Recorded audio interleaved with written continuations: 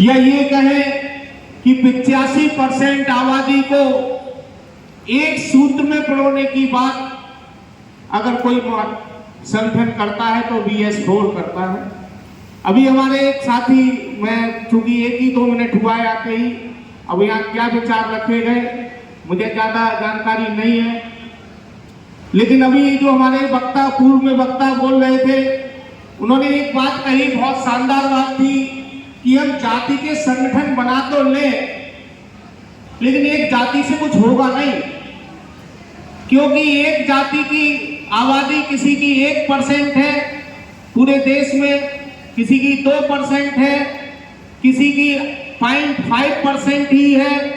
तो एक जाति की संगठन बनाने से किसी भी व्यवस्था का विरोध नहीं किया जा सकता।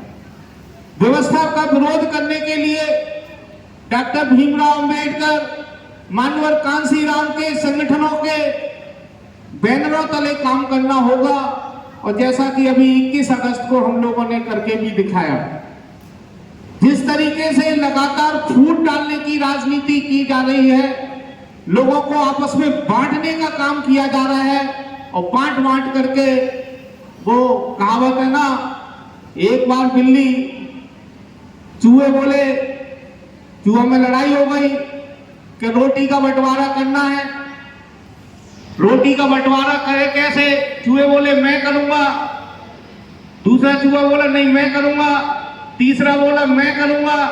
तो बोले अच्छा ऐसा करो, किसी तीसरे के पास चलते हैं।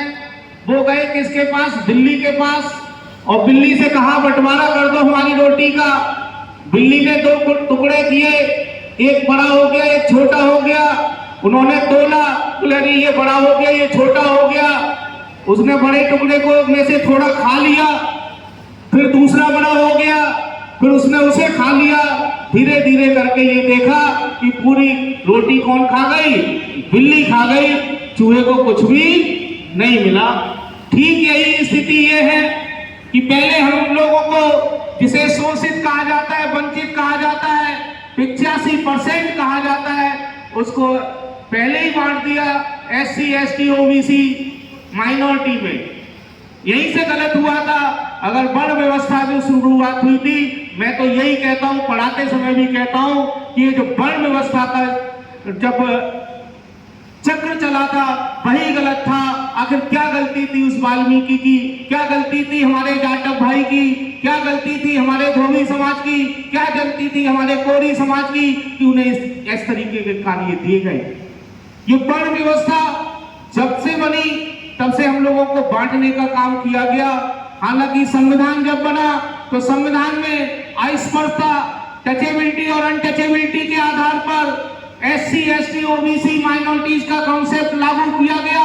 फिर भी हम लोग OBC और दलित के रूप में जुड़ते रहे, लेकिन आज उनमें भी लगातार विघटन का कार्य किया जा रहा है।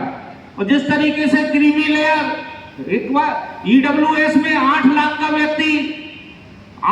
का व्यक्ति गरीब है, OBC में 8 लाख का व्यक्ति मालदार हो गया।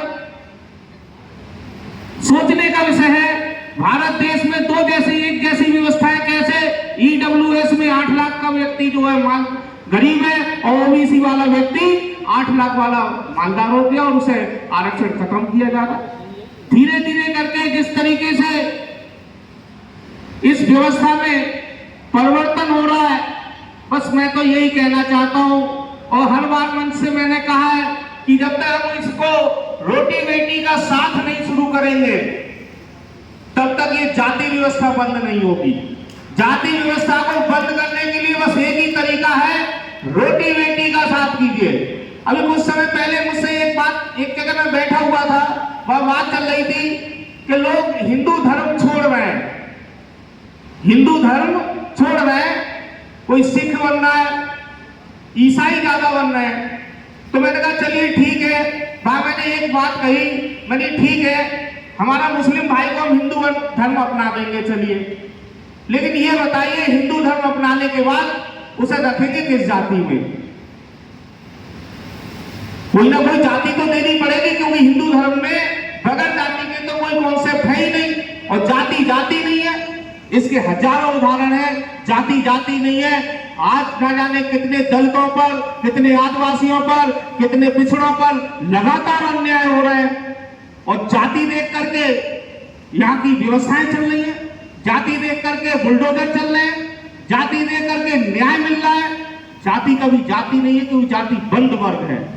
तो बहुत सारे वक्ता हैं, क्योंकि मैं अभी तुरंत आया और मुझे बोलने का तुरंत ही मौका मिला, और चूंकि सभी साथियों का बहुत बहुत धन्यवाद करते हुए, इस तरीके के जितने भी कार्यक्रम होते रहते हैं, इन कार्यक्रमों से निश्चित रूप से समाज को आगे बढ़ाने का काम किया जाता है और हम लोगों में एकजुटता की भावना आती है।